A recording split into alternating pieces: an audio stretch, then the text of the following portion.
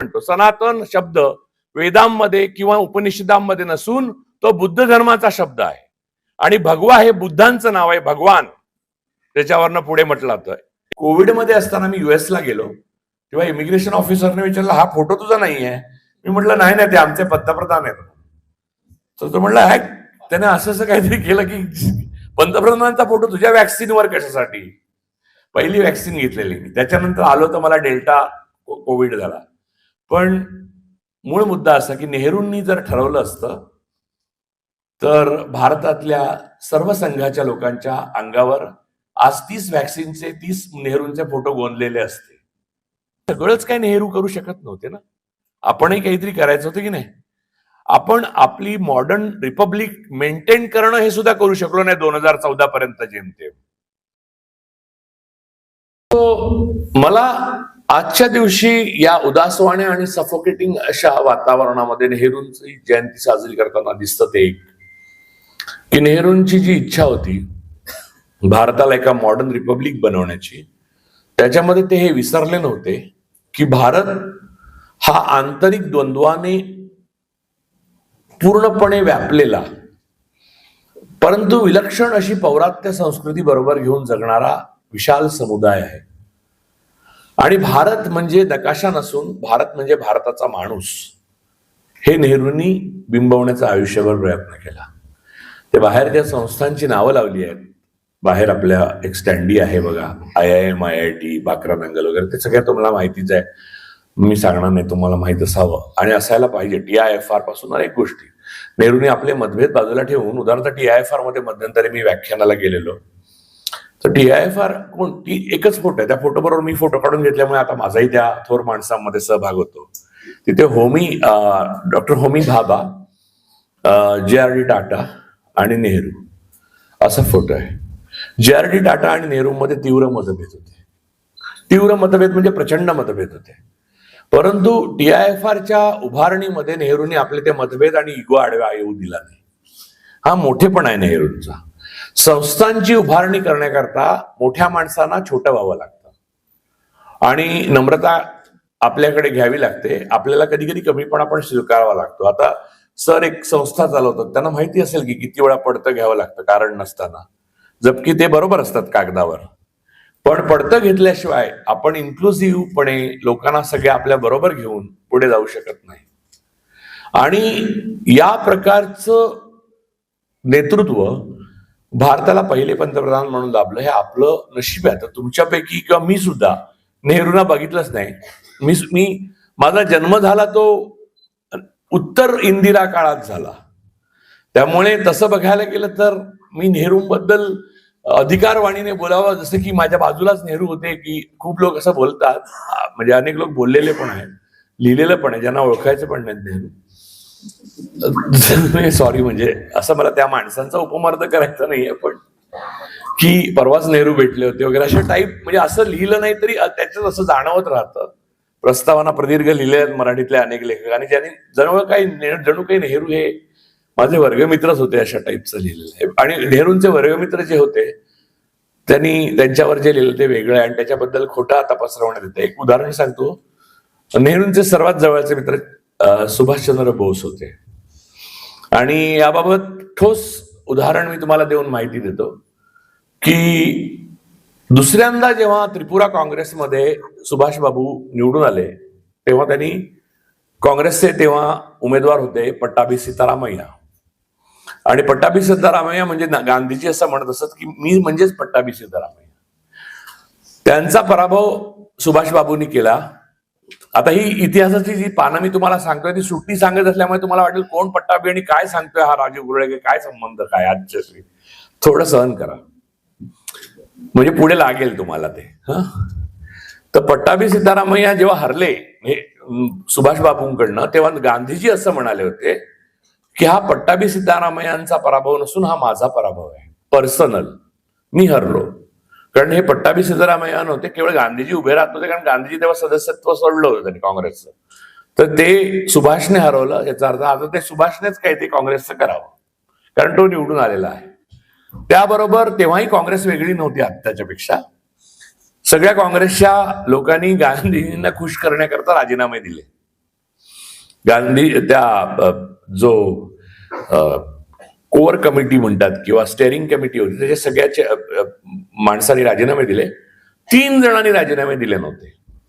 एक खुद्द सुभाषचंद्र बोस, दुसरे त्यांचे बंधू शरदचंद्र बोस आणि तिसरे पंडित जवाहरलाल नेहरू. कारण पंडित जवाहरलाल नेहरू हे सुभाष बाबूंचे अत्यंत जवळचे मित्र होते. त्यानंतर सुभाष बाबूंना नेहरूंनी पत्र लिहिलं आणि ते पत्र फार हृद्य आहे आणि फार गोड आहे. त्यात त्यांनी लिहिलं की मी राजीनामा अजिबात देऊ इच्छित नाही. तुझ्या अध्यक्षतेखाली मला काम दुसऱ्यांदा करायला अतिशय आवडेल. समस्या वेगळीच आहे की काँग्रेसमधले उजवे, म्हणजे तेव्हाही काँग्रेसमध्येही उजवा डावा होतं बरं का, म्हणजे जे आता बाहेर ओपनली आलंय, काँग्रेसमधले उजवे गांधीजींशिवाय आपल्या हाताखाली कामच नाही करणार. तर अर्धी होईल काँग्रेस आपणच जर हँडल केली तर. त्यामुळे गांधीजी बरोबर ऐकायलाच तयार नाहीयेत, बापू ऐकायला तयार नाहीयेत, तर आपल्याला पर्यायच नाही दुसरा. म्हणजे तुला सुद्धा नाही, मला सुद्धा नाही आणि शरदला सुद्धा नाही. म्हणून आपण राजीनामा द्यावा असं मी सुचवतो करून त्यांनी राजीनामा सुभाषचंद्र बोसांकडे दिला, जेणेकरून सुभाषचंद्र बोसांनी पण ती विसर्जित, अर्थात तो दिलाच राजीनामा नंतर. आणि गांधीजींनी स्वतःला हवं त्याप्रमाणे नंतर काँग्रेस नेली आणि सुभाष बाबूंचे रस्ते वेगळे झाले काँग्रेस. पण याचा अर्थ असा नव्हे की सुभाषचंद्र बोसांचा त्याच्यानंतर गांधीजीवर खुन्नस तयार झाला आणि त्यांनी त्यांना मार्गदर्शक मंडळात टाकलं, असं काही झालं नाही. ना सुभाषचंद्र बोसांना गांधीजींनी मार्गदर्शक मंडळात टाकलं. उलट जेव्हा आझाद हिंद फौज स्थापन केली तेव्हा रेडिओ टोकियोवरनं भाषण केलं होतं सुभाषचंद्र बोसांनी. तेव्हा राष्ट्रपिता हे संबोधन महात्मा गांधींना सुभाषचंद्र बोसांनी दिलेलं आहे. त्यामुळे अन्नू कपूर पासून ते इथले लोकल जे नट आहेत, मराठी लोकल नट म्हणणं चुकीचं आहे, नट हा कायम युनिव्हर्सल असतो, पण ते स्वतःलाच लोकल करून घेतात. तर त्यांना जे काही राष्ट्रपिता अमान्य आहे ना, ते बोसांना दोष दिला पाहिजे. महात्मा ही पदवी जशी रवींद्रनाथ टागोरांनी दिली आहे. आणि या सगळ्यांनी ज्या गांधीजींना मानलं होतं त्यांनी माझा वारसदार जवाहर आहे असं सांगितलं. म्हणजे जवाहरलाल नेहरू किती मोठे. आणि गांधीजींनी सांगितलेला निर्णय हा सरदार पटेलांपासून कोणावरही लादला नव्हता. स्वतः सरदार पटेलांचा स्टॅच्यू म्हणजे पुतळा हा गोध्र्यामध्ये, जे आपण हत्याकांडासाठी ओळखतो, त्या गोध्र्यामध्ये महात्मा जवाहरलाल नेहरूंनी उभा केलेला आहे. आणि त्याला स्वतः सरदार वल्लभभाई पटेल हजर होते. 1949 साल त्यांनी सरदार वल्लभभाई पटेलांच्या मुलीला खासदार बनवलं. हे सर्वात महत्वाची गोष्ट तुम्ही लक्षात घ्या. नेहरूंनी सरदार वल्लभभाई पटेलांच्या मुलीला बनवलं. 2 वेळा बनवलं, 2 वेळा बनवलं. तर या पलीकडे जाऊन अनिता शेंकील म्हणजे सुभाषचंद्र बोसांची मुलगी, त्या येतात आणि सांगतात की हे सुभाषचंद्र बोसांचं मत नाहीये, म्हणजे आत्ताचे राजवट. ते बरोबर आहे, कारण त्यांनाही सुभाषचंद्र बोस गेल्यावर नेहरूंनी मदत केलेली आहे आणि त्याची वाच्यता करण्याची पद्धत नेहरूंकडे नव्हती. नाहीतर एक केळं 15 लोक म्हणून एका पेशंटला देतात आणि त्याचे फोटो दुसऱ्या दिवशी फ्रंट पेजवर येतात, कारण एडिटर आणि मालक त्यांच्या डोक्यावर बंदूक ठेवलेली असते. ही जर्नलिझम आजचं. आणि इथे खासदार पद, अनेक प्रकारचे आर्थिक मदत सगळ्या आपल्या सहकाऱ्यांच्या मुलांना दिली, पण नेहरूंनी कधी शब्दही काढला नाही. नेहरूंच्या मृत्यूनंतर लाल बहादूर शास्त्री पंतप्रधान झाले. नेहरूंच्या मृत्यूनंतर पहिले गुलझारीलाल नंदा पंतप्रधान झाले, मग लाल बहादूर शास्त्री गुलझारीलाल नंदा 2 वेळा पंतप्रधान झालेले आहेत भारताचे. तर 3 वेळा झालेल्यांनी हे लक्षात ठेवावं. तर खूप लोक पंतप्रधान होतात असं आहे ते. तर मूळ मुद्दा हा आहे की नेहरूंच्या मृत्यूनंतर गुलझारीलाल न झाले, त्यानंतर शास्त्री झाले. शास्त्रींच्या मंत्रिमंडळात त्यांनी इंदिराजींना माहिती आणि नभोवाणी मंत्री म्हणून घेतलं. आणि शास्त्रीजींच्या मृत्यूनंतर इंदिरा गांधी पंतप्रधान आणि सर्व काही त्या पदावर आल्या. नेहरूंच्या हयातीत इंदिरा गांधी त्यांच्या स्वीय सहाय्यक किंवा सचिव असल्या किंवा मुलगी असल्या त्या सर्वत्र बरोबर फिरत असत, एवढेच पुरावे उपलब्ध आहेत. अन्यथा काही असाधारण फेवर त्यांनी आपल्या मुलीला केलेला आहे. म्हणजे बापाने मुलीचे लाड पण करायचे नाहीत अशी जी हिंदुत्ववाद्यांची अपेक्षा आहे ती नेहरूंनी पूर्ण केली नाही, हे मात्र खरं. कारण नेहरूंना आपलं कुटुंब सोडून कधीच पळून जाता आलं नाही. नेहरूवादाचं सगळ्यात महत्वाचं तत्व हे आहे की कुटुंबाचा आधी नीट सांभाळ करा, मग देशाचा. नेहरूंच्या पत्नी कमला नेहरू यांच्याबद्दल सुद्धा खूप प्रकारच्या वावड्या उठवल्या जातात की नेहरूंचे आणि त्यांचे मतभेद होते आणि मग असं काहीही नव्हतं. त्यांना क्षय झाल्यामुळे युरोपमध्ये ठेवलं होतं. तिथे सुभाषबाबू जात असत भेटायला, कारण नेहरू तुरुंगात होते. आणि जे नगर आता कुख्यात अपराधांसाठी ओळखलं जातं, त्या नगरच्या तुरुंगामध्ये नेहरूने डिस्कव्हरी ऑफ इंडिया हा ग्रंथ लिहिलाय. त्यामुळे महाराष्ट्रालाही नेहरूचं असणं हे हिंद के जवाहर असं म्हणतो आपण, तसं महाराष्ट्र के पण जवाहर आहे. कारण डिस्कव्हरी ऑफ इंडिया अहमदनगरच्या तुरुंगात लिहिला, ज्या तुरुंगात नेहरूंना नाही ठेवायला पाहिजे होतं, आणि जे आज राज्य करतायत अहमदनगरवर त्यांना या तुरुंगात असायला हवं होतं. तर नेहरूंनी भाकरा नांगल, धरणं, सायन्स, आर्ट, कल्चर, नंतर अनेक संस्था उभ्या केल्या. म्हणजे तुम्हाला नेहरूंच्या बद्दल मी असंख्य तास बोलू शकीन, पण मला असं वाटतं आज नेहरू जयंती आहे आणि नेहरूंबद्दल तुम्हाला काय माहिती आहे मला माहित नाही. तुम्हाला काही विचारायचं असेल तर माझी अशी इच्छा आहे की तुम्ही जास्त बोलावं, मी कमी बोलावं. कारण काय आहे की हा माईक आणि हे पोडियम हे डेंजरस गोष्टी आहेत. हे मिळाल्यावर माणूस सोडत नाही, जसं खुर्चीचं आहे, ती मिळाल्यावर माणूस सोडतच नाही. तसं मी बोलत राहणं हे चुकीचं आहे. नेहरू महान होते हे मी परत सांगण्याने अधिक सत्य होणार नाही. त्यांचे अनेक ऍस्पेक्ट आहेत, तुम्हाला जाणून घ्यायचं असेल तुम्ही काहीही विचारा, मी उत्तर द्यायला इथे आलेलो आहे. माझं नेहरूंचं एक मत होतं की आपली जी तरुण पिढी आहे, आपली जी मुलं आहेत, त्यांना बालदिन पण आज म्हणून ओळखला जातो. तो वेगळ्या अर्थाने आज बालदिन आहे, पण म्हणजे सत्तेत असलेले लोक पाहता माझ्या लक्षात येतं की नेहरूंनी किती पुढे ओळखलं होतं. परंतु तो बालदिन यासाठी आज आहे की तरुण पिढी जी आहे, लहान मुलं जी आहेत, त्यांची कुतूहल, जिज्ञासा, ज्ञान हे लोकांसमोर यावं, ना की ज्यांनी ऑलरेडी ज्ञानी झाले त्यांनी प्रवचन करत सुटावं. त्यामुळे मी कथाकार नाही, मी कीर्तनकार नाही, मी प्रवचनकार नाही, मी काहीही गोष्टी तुम्हाला नेहरूंच्या चार सांगायला आलेलो नाही, ना युक्तीच्या गोष्टी मला माहिती आहेत, कारण मी युक्तीने काही केलेलंच नाही. तर तुम्ही मला प्रश्न विचारावेत अशी मी तुम्हाला विनंती करते. आणि या रो मध्ये खूप मुली आणि मुलं असतात, ते मला विनोद पण जाणून घ्यायचे. मला जाणून घ्यायचं विनोद काय आहेत ते, कारण मला हे बघा कोणत्याही प्रकारचं आपल्यामध्ये हे ठेवू नका, अंतर ठेवू नका. तुम्ही मोकळेपणाने मला प्रश्न विचारा, विनोद तुमच्यामध्ये असतील तर माझ्यापर्यंत पोहोचवा, जेणेकरून मला हसायला आवडतं आणि हसवायला आवडतं. हे तुमच्या लक्षात आलं असेल. स्टार्ट, युअर टाइम स्टार्ट्स नाव. नाही एक मिनिट, विद्यार्थ्यांपासून सुरू करूया, मुलांपासून सुरू. तुम्ही विचारा म्हणजे, पण तुम्हाला माहितीच आहे हो काका. सर, पंडित जवाहरलाल नेहरूंनी आपल्या देशाच्या परराष्ट्र धोरणाचा पाया घातला.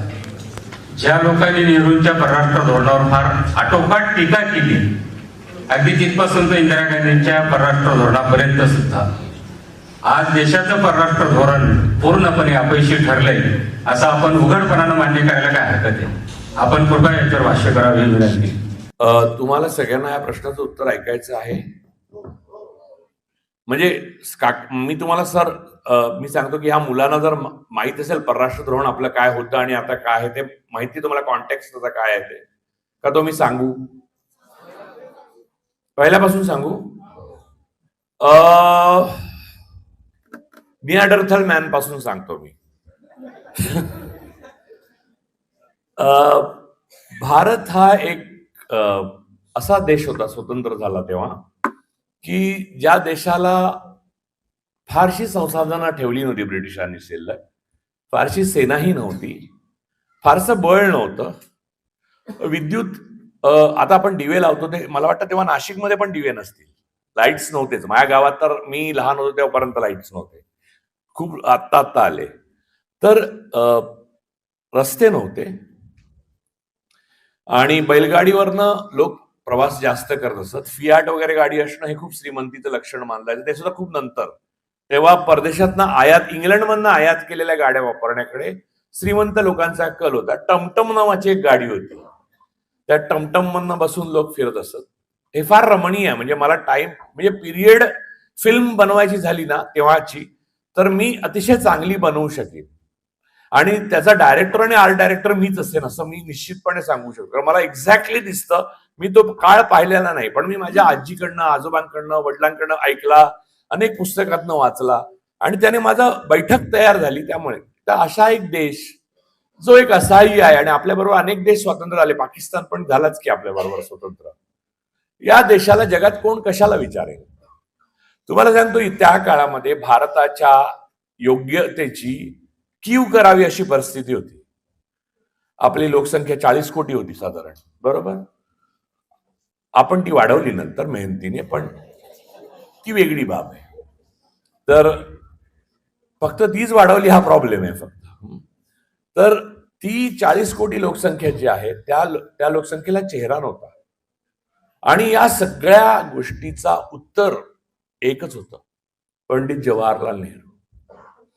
त्यांनी आपल्यासारखे मध्य मार्गाने जाऊ पाहणारे, काही कमजोर, काही तेव्हा सोव्हिएत युनियन एका बाजूला होता, म्हणजे कम्युनिस्ट कंट्रीज, सोव्हिएत युनियन आणि पूर्व युरोप, आणि दुसरीकडे कॅपिटलिस्ट अमेरिका आणि इतर देश होते. तर त्यातल्या एका गटात साधारणपणे अशा प्रकारे नवस्वतंत्र झालेले संसाधनं, म्हणजे ज्यांच्याकडे रिसोर्सेस कमी आहेत असे देश जात असत. तर नेहरूंनी आपल्या बरोबर नासेर आणि टिटो, मुख्यत्वे करून नासेर आणि इजिप्तचे नासेर आणि युगोस्लोविया, आता तेव्हा युगोस्लोविया होता, आता स्लोवाकिया, वेगवेगळे देश झाले तसे, तेव्हा या दोघांना बरोबर घेतलं आणि नॉन अलाइन मुवमेंटची स्थापना केली. म्हणजे एक तिसरा गट स्थापन केला. त्याने काय झालं? त्याने भारत बळकट झाला. भारतीय जनतेला जगामध्ये चेहरा प्राप्त झाला. तो नेहरूंनी प्राप्त करून दिला. आणि त्याच वेळेला झालं, तुम्हाला अमेरिका किंवा सोव्हिएत युनियन यातल्या एकाची बाजू घ्यायलाच पाहिजे असं काही राहिलं नाही. म्हणजे एकतर तुम्ही आमच्यासोबत येणार नाही तर त्यांच्यासोबत जाणार, असं जे होतं ते धोरणच नेहरूंनी जगामध्ये मोडून काढलं. हे एका अत्यंत दुबळ्या देशाच्या अत्यंत समर्थ पंतप्रधानाचं लक्षण होतं, ते नेहरूंचं होतं. त्यानंतर नेहरूंनी अनेक गोष्टी केल्या. उदाहरणार्थ आज इस्रायल बद्दल इतकं बोललं तर गांधीजींच्या बाबतीत म्हणतो, गांधीजींनी इस्रायल राष्ट्र करायला नकार दिला होता, त्याचं पत्र आहे. आईन्स्टाईननी पण दिला होता. म्हणजे व्हिजनरी माणसं ही कायमच व्हिजनरी असतात. तर नेहरूंनी हे जे एक स्वतंत्र आपलं अस्तित्व स्थापन केलं होतं. तर आता लॉंग स्टोरी शॉर्ट करतो मी. एक सरांनी विचारला जो प्रश्न, तो प्रश्न अत्यंत तिथे वाढत गेल्यानंतर, म्हणजे पॅलेस्तीनला आज मान्यता जाणारी एवढी राष्ट्र सरसावून पुढे येतात. इंदिराजींच्या काळात भारत हा पहिला देश आहे ज्याने स्वतंत्र पॅलेस्तीनला मान्यता दिली. भारताचं परराष्ट्र धोरण कसलं दबदबा असलेलं होतं. म्हणजे Fidel Castro, Yasser Arafat, Leonid Brezhnev, Kosygin, Indira Gandhi असे बसलेले, आणि असं वाटायचं की भारत म्हणजे काहीतरी आहे. आणि 2014 नंतर आपल्याकडे एक क्रांती झाली, कल्कीचे अवतार आले, विष्णूचे 10वे अवतार आल्यानंतर काय होतं, त्यानंतर त्यांनी जाहीर केलं की अगोदरच्या लोक अक्कल नव्हते, नेहरूंना मूर्खच होते, त्यांना काय डोकं नव्हतं, मीच सांगेन ते आता यानंतर पूर्व. एक एक करत आपले मित्र नष्ट झाले. आपण एकटे पडत गेलो आणि हे आपल्याला कळायच्या आत आपण इतके एकटे पडलो की एकीकडनं आता अमेरिका आपली नाचक्की करतं, दुसरीकडनं चीनने आपली सीमा बळकावल्या, तिसरीकडनं रशिया आपल्याला किंमत देत नाही, ते पाकिस्तानला सरळ शस्त्र देतात आपली विनंती नाकारून. कुठचाच समर्थ देश आपल्या बरोबर राहिलेला नाही आणि दुर्बळ देशांना आपला आधार वाटत नाही तर भीती वाटते. कारण काही ठराविक उद्योगपती येऊन इथे नासधूस करतील अशी त्यांना रिसोर्सेसची भीती वाटते, जे केनियाचं उदाहरण आपल्या समोर आहे, बांगलादेशचं आहे, श्रीलंकेचं आहे. तर या प्रकारची परराष्ट्र नीतीची माती जी आहे ती आपण 12 वर्षात उत्तम प्रकारे केलेली आहे. आणि नेहरूंनी जे महान महान महान जे परराष्ट्र नीतीचं एक झाड लावलेलं, त्याला फळं येत होती, ते झाड मुळातून कापण्यात आलेलं आहे. त्यामुळे आज जर तुम्हाला असं वाटत असेल की आपण परदेशात गेल्यावर आपला पासपोर्ट बघून तो उभा राहतो इथला पासपोर्ट ऑफिसर, तर मी सांगतो तुम्हाला, मी रशिया सोडून जगातल्या सगळ्या देशात अगोदर पण गेलेलो आहे आणि आता पण गेलेलो आहे. पूर्वी जायचो तेव्हा पण त्याच्या चेहऱ्यावर काही फार वाईट किंवा चांगले भाव यायचे नाही, पण भारतीय आहे थप्पा मारून सोडून द्यायचा.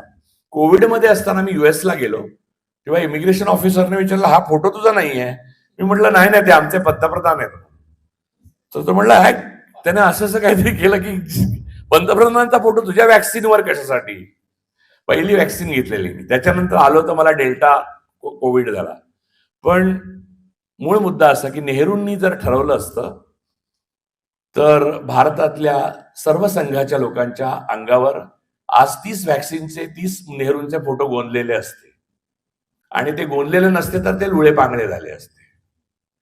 त्यामुळे प्रत्येक वॅक्सिनला एक फोटो, कारण त्या काळात प्रिंटर नव्हता ना, त्या काळात गोंदण्याची पद्धत होती.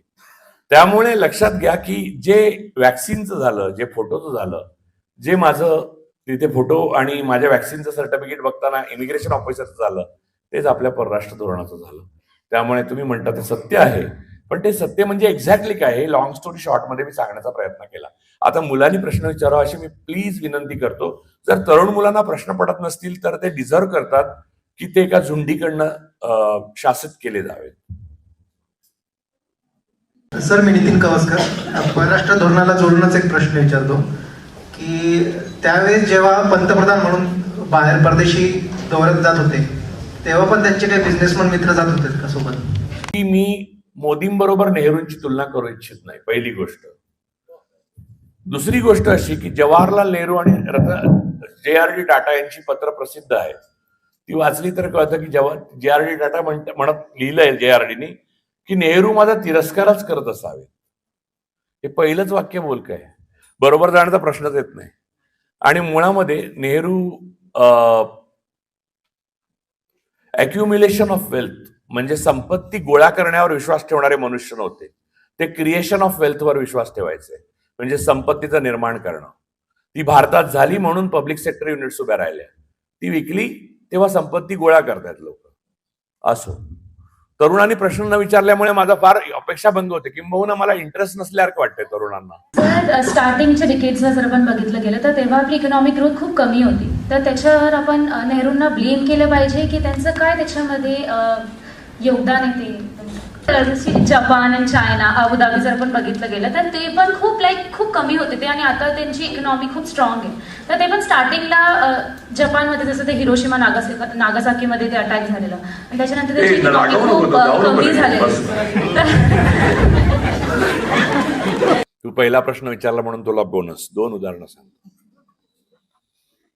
नेहरूंना ब्लेम कशाला करणार? म्हणजे आपण गरीब आहोत आणि एका माणसाच्या हातात गरिबी सोपवतो, तर त्याला ब्लेम कशाला करणार त्या गरिबीबद्दल? हा एक पहिला प्रश्न. नेहरू जेव्हा सत्तेत आले आणि नेहरू सत्तेतनं गेले, नाही बोलू दे ना, तिला बोलू दे, थांबू कशाला? म्हणजे काय ही मानसिकताच चुकीची आहे. माणसाला बोलू दिलं पाहिजे, तिला बोलू दे. उभी राहा, बोल, काय म्हणायचं तुला, बोल.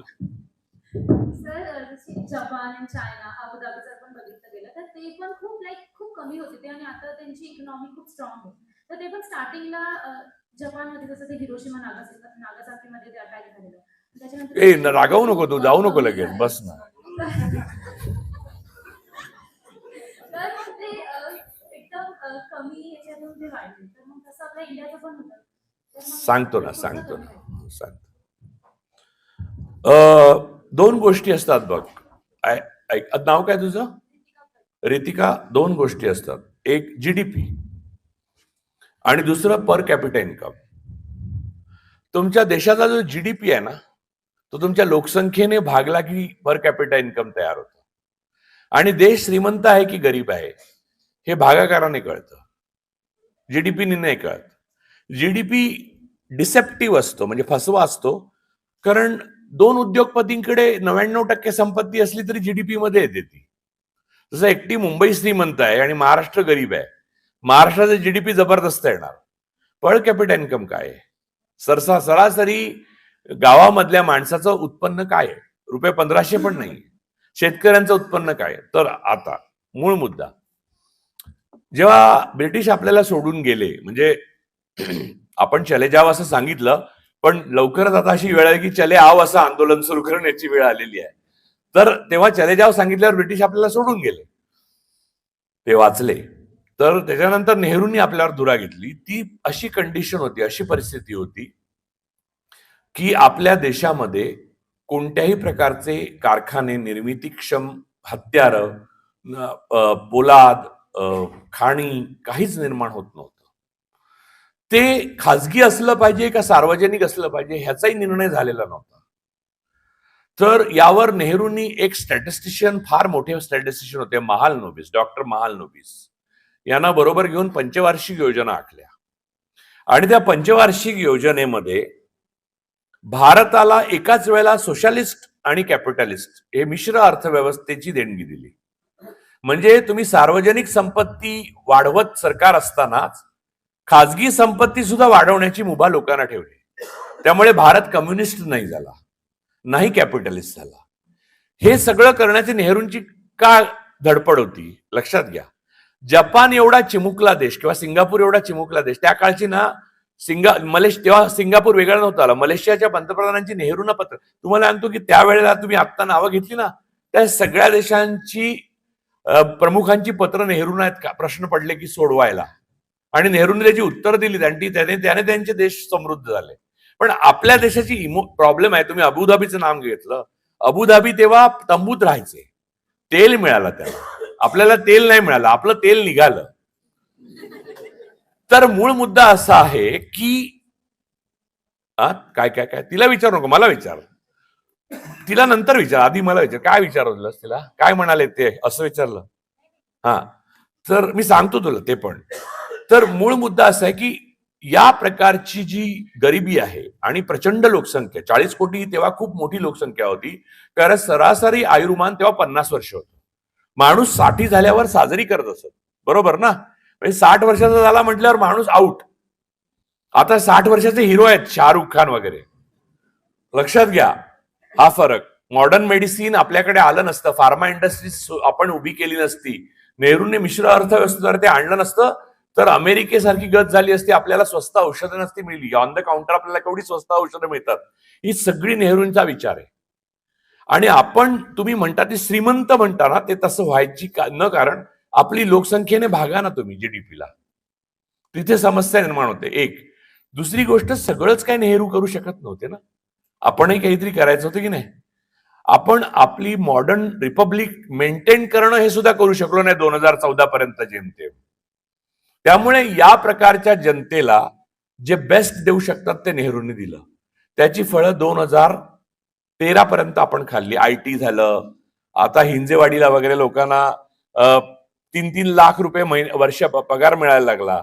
लगेच त्यांनी व्हॉट्सअप ग्रुप स्थापन केले आणि जय श्रीरामच्या घोषणा करायला लागले त्याच्यावरनं. तर हे सगळे जे बदल आहेत ते करायला जी तरुणांना फुरसत मिळाली, ती फुरसत नेहरूंच्या पिढीला नव्हती. तुम्हाला पहिलं उदाहरण सांगतो. आता 52च्या ज्या निवडणुका झाल्या ना, त्या निवडणुका होतील एका स्वतंत्र झालेल्या, ज्याच्यामध्ये कोणत्याही प्रकारची वीज, दळणवळण व्यवस्था, लोकसंख्येची मोजणी नीट झालेली असं काहीच नसताना मतदारसंघ ते कसं करायचं हा मुद्दा होता. नेहरू म्हणले करायचं, आणि नेहरूंनी ते करून दाखवलं. तेव्हा पटेलांचं त्यांना पत्र आहे त्याच्या अगोदर, नेहरूंनी जेव्हा मतदारसंघ गेले, पटेल गेले 52च्या अगोदर, पण जेव्हा मतदारसंघ आखून वगैरे झाले तेव्हा पटेलांचं त्यांना पत्र आहे की हे कसं आपण करू शकणार. तर नेहरू म्हणाले की आपल्याला वाटलं आपण करू शकू तर आपण करू शकू, असं पहिलंच वाक्य आहे त्यांचं. आणि 52 साली जेव्हा निवडणुका झाल्या, तुम्हाला सांगतो आज AI अर्थात तो नीतीचा भाग आहे, म्हणजे कपटाचा भाग आहे, पण आज सुद्धा अपडेट करत नाही आपण. तेव्हा फळ्यावर लगेच अपडेट व्हायचे, किती मतदारसंघ, बूथवर किती लोक आले, किती स्त्रिया, किती पुरुष, 52 सालपासून. हे रिसोर्सेस उभं करून लोकशाही आपल्याला देणार आहे, केवढी यंत्रणा त्यांनी उभी केली. म्हणजे हा एक अतिशय असाधारण असा प्रयोग त्यांनी 52 पासून यशस्वी केला, तो कायम यशस्वी झाला 2014 पर्यंत. आता तुम्ही लक्षात घ्या, peaceful of transfer of power म्हणजे किती महत्वाची गोष्ट आहे लोकशाहीमध्ये, हे तुम्हाला आता कळेल. मी देणारच नाही सत्ता माझी तुम्हाला, असं सांगणारा शासक तुम्हाला भेटला नाही, याचं कारण नेहरूंनी पाया घातलेला. तो आता भेटल्यावर तुम्हाला नेहरूंचं महत्व कळेल. अन्यथा कुठे बालदिन हल्ली साजरे केले जात होते.